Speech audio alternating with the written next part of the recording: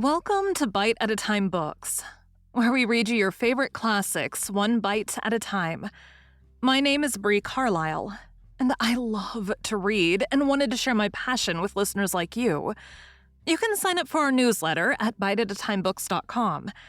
You'll also find our new t-shirts in the shop, including podcast shirts and quote shirts from your favorite classic novels. Be sure to follow my show on your favorite podcast platform so you get all the new episodes. We're part of the Bite at a Time Books Productions Network.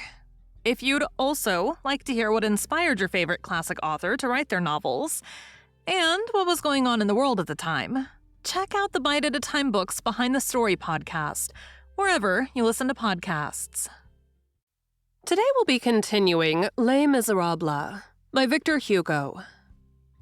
Chapter 11. Concussion in the Absolute. They did not open their lips again during the whole space of their ride. What did Jean Valjean want?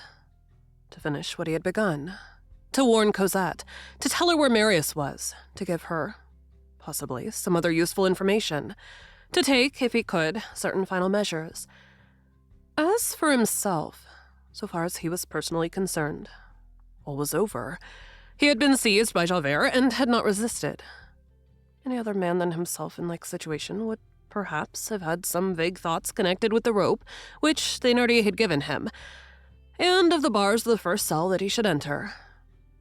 But let us impress it upon the reader. After the bishop, there had existed in Jean Valjean a profound hesitation in the presence of any violence, even when directed against himself. Suicide, the mysterious act of violence against the unknown which may contain, in a measure, the death of the soul, was impossible to Jean Valjean. At the entrance to the Rue de l'Homme Arme, the carriage halted, the way being too narrow to admit of the entrance of vehicles. Javert and Jean Valjean alighted. The coachman humbly represented to Monsieur l'Inspecteur that the Utrecht velvet of his carriage was all spotted with the blood of the assassinated man, and with the mire from the assassin. That is the way he understood it. He added that an indemnity was due him. At the same time, drawing his certificate book from his pocket, he begged the inspector to have the goodness to write him a bit of an attestation. Javert thrust aside the book which the coachman held out to him and said, "How much do you want, including your time of waiting and the drive?" "It comes to 7 hours and a quarter," replied the man. "And my velvet was perfectly new. 80 francs, Mr. Inspector." Javert drew 4 Napoleons from his pocket and dismissed the carriage. Jean Valjean fancied that it was Javert's intention to conduct him on foot to the post of the Blancs Manteau, or to the post of the Archives, both of which are close at hand.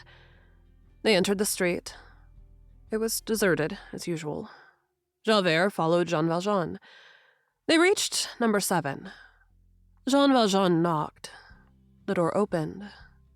"It is well," said Javert. "Go upstairs."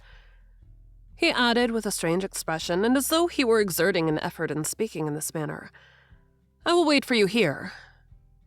Jean Valjean looked at Javert. This mode of procedure was but little in accord with Javert's habits.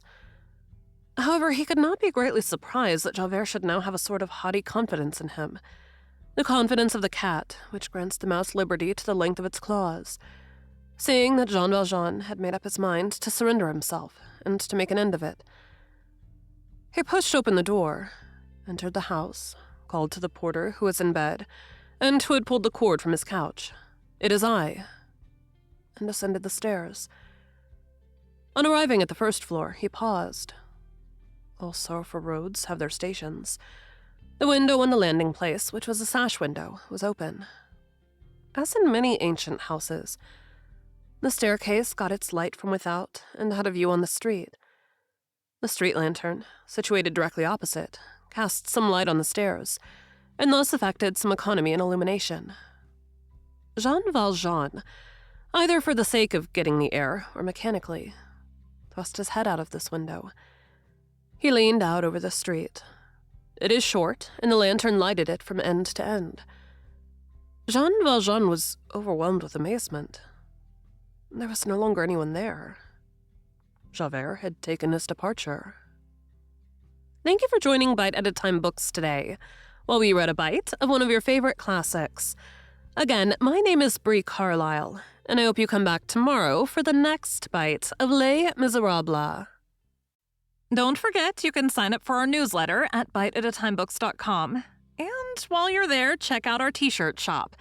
You can look in the show notes or on our website, biteatatimebooks.com, for the rest of the links for our show.